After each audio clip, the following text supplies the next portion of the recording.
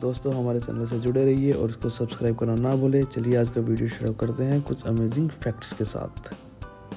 दोस्तों जापान को हमेशा से अपने खास कल्चर के लिए जाना जाता रहा है। उगते सूरज के इस देश को हमेशा से ही और ज़्यादा गहराई से जानने की कोशिश बाकी देश करते रहे हैं। वैसे तो जापान में बहुत सी यूनिक चीज़ें और ट्रेडिशन पाए जाते हैं, लेकिन उनमें सबसे ज़्यादा खास है यहाँ के स्कूल्स। आज हम आपको जापान के स्कूलों के बारे में कुछ ऐसी नई बातें बताएंगे जिसे देखकर सुनकर आप हैरान हो जाएंगे। Compulsory hair style.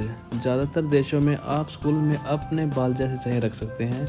वहाँ लड़कियाँ चाहे तो अपने बाल बांध सकती है या अपनी मर्जी से खुले रख सकती हैं, और लड़के भी अपने बालों का कोई भी स्टाइल और कैसे भी रख सकते हैं। लेकिन जापान में ऐसा नहीं है। जापान में ऐसा नहीं होता। वहाँ लड़कों को सिर्फ कान तक अपने बाल रखने की अनुमति है, और इसके बावजूद वो अपने बालों में कोई भी कलर या कोई भी हेयरिंग स्टाइल नहीं रख सकते। बल्कि ये रूल लड़कियों के लिए अलग है। लड़कियां अपने बाल कैसे भी रख सकते हैं, लेकिन उन्हें अपने पैरों के बाल शेव करना अलाउड नहीं है, और ना ही अपने स्कूल में वो नेल पेंट लगा सकती, उन्हें मेकअप कर सकती। ऐसे स्कूल बनाने का मकसद सिर्फ एक ही है, ताकि स्टूडेंट्स का ध्यान डिस्ट्रैक्ट ना हो और अपनी पढ़ाई पर ध्यान दे सके। Romantic relationships. जापान के स्कूलों में ये अजीब बात सुनकर आपको हैरानी ज़रूर होगी। ज़्यादातर लोगों को अपना प्यार स्कूलों में मिलता है, लेकिन अगर आप जापानी स्कूल में पढ़ने जाते हैं तो आप किसी भी प्रकार के लव रिलेशनशिप में नहीं आ सकते, क्योंकि ये जापान में बैन है, क्योंकि इससे स्टूडेंट की पढ़ाई के बीच में एक डिस्ट्रैक्शन माना जाता है। School lunch. ज़्यादातर स्कूल में लंच के लिए बहुत से ऑप्शन दिए जाते हैं। यहाँ पर घर से लंच मंगवाने की अनुमति दी जाती है, और कई स्कूलों में स्टूडेंट्स स्कूल से बाहर जाकर किसी लोकल रेस्टोरेंट से भी खाना खा सकते हैं। लेकिन जापान के स्कूलों में आपको ऐसा कोई भी ऑप्शन नहीं मिलने वाला। वहाँ पर स्कूल के सभी स्टूडेंट्स एक साथ एक ही खाना खाते हैं, और उसके लिए वो अपने क्लास डेस्क पर बैठकर ही वो खाना खाते हैं। उनके खाने में ज़्यादातर चावल, मछली या सूप होता है, और उसे पूरा ना खाने पर आपको पनिशमेंट भी मिलती है।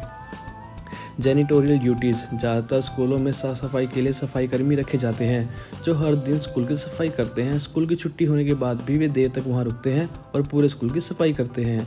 हालांकि जापान के स्कूलों में ऐसा बिल्कुल नहीं है। वहाँ पर स्टूडेंट और टीचर्स बारी बारी से स्कूलों को झाड़ू लगाते हैं, पोछा लगाते हैं, कचरा साफ करते हैं। वहाँ ऐसा इसलिए कराया जाता है ताकि स्टूडेंट्स को पता रहे कि स्कूल में सफाई उनको भी करनी पड़ेगी, ताकि वो कम से कम गंदगी फैलाए। Substitute teacher. दुनिया के ज़्यादा स्कूलों में जब कोई टीचर बीमार या उससे कुछ हो जाता है, उसकी जगह पर किसी सब्स्टिट्यूट टीचर को भेजा जाता है। लेकिन जापान में ऐसी किसी भी क्लास में सब्स्टिट्यूट टीचर नहीं भेजा जाता, बल्कि क्लास में बिना किसी टीचर भी स्टूडेंट शांति से खुद ही अपने डेस्क पर बैठकर पढ़ना होता है। जबकि किसी भी अन्य स्कूलों में ऐसा होने पर आप जानते हैं क्या हो सकता है, क्योंकि ऐसा होना बहुत ही इम्पॉसिबल है। Self defence. जापान के स्कूलों में आत्मरक्षा के तरीके सिखाए जाते हैं। उन्हें ट्रेन किया जाता है ताकि वो किसी बुरे व्यक्ति से अपनी रक्षा कर पाएँ। वे लोग एक खास प्रकार के हथियार का उपयोग करते हैं, जो किसी पुराने समुराई हथियार की तरह होता है, जिससे वो अपने आप को किसी भी इंट्रूडर से डिफेंड कर सकते हैं। ये हथियार ज़्यादातर जापान के स्कूलों में टंगा हुआ होता है।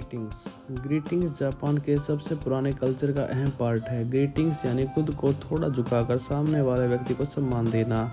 ये ग्रीटिंग्स जापान के स्कूलों में बहुत ज़रूरी पार्ट है। दिन की शुरुआत में स्कूल शुरू होने पर और स्कूल की ड्यूटी के वक्त स्टूडेंट्स को अपने प्लेस पर खड़े होकर ही टीचर के सामने झुकना यानी ग्रीट करना होता है। किसी जापानी स्कूल में उनकी दिन की शुरुआत मेडिटेशन के साथ भी करवाई जाती है।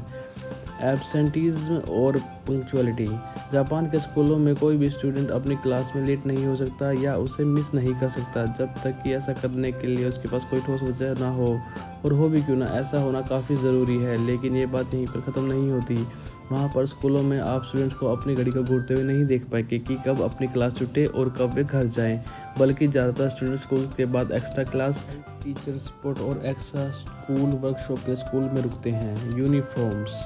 जापान के स्कूलों में हर एक स्टूडेंट को यूनिफॉर्म पहनना कंपलसरी है। जहां एक तरफ लड़के ऊंचे कॉलर वाला ब्लैक सूट पहनते हैं, वहीं लड़कियां अपनी स्कर्ट्स और सेलर ब्लाउज टॉप पहनती है। जो भी स्टूडेंट बिना किसी यूनिफॉर्म के स्कूल में क्लास लेने की कोशिश करता है, उन्हें वापस घर भेज दिया जाता है, और जब वे वापस स्कूल आते हैं तो उन्हें उसके लिए पनिश भी किया जाता है। इसके साथ ही उनकी यूनिफॉर्म हमेशा साफ़ सुथरी और प्रेस की हुई होनी चाहिए। ब्रेक्स। जापान में स्टूडेंट्स को 5 हफ्ते की गर्मियों की छुट्टियां मिलती हैं। यहाँ पर ये समर ब्रेक स्कूल सेशन के एंड पर नहीं बल्कि पढ़ाई के बीच में दिया जाता है।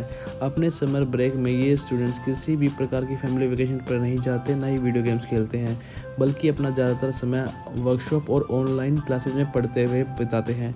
शायद यही वजह है कि जापान के बच्चों को सबसे ज़्यादा साइंस और मैथ्स के टॉप बच्चों का प्लेस मिला हुआ है। दोस्तों, कुछ ये फैक्ट्स थे जापान से जुड़े हुए। शायद आपको ये बातें किसी और देश में ना सुनने को मिले। अगर आपको ये पॉइंट्स यूनिक लगे तो प्लीज़ कमेंट करके बताइए कि आपको कौन सा अच्छा लगा। वीडियो देखने के लिए धन्यवाद।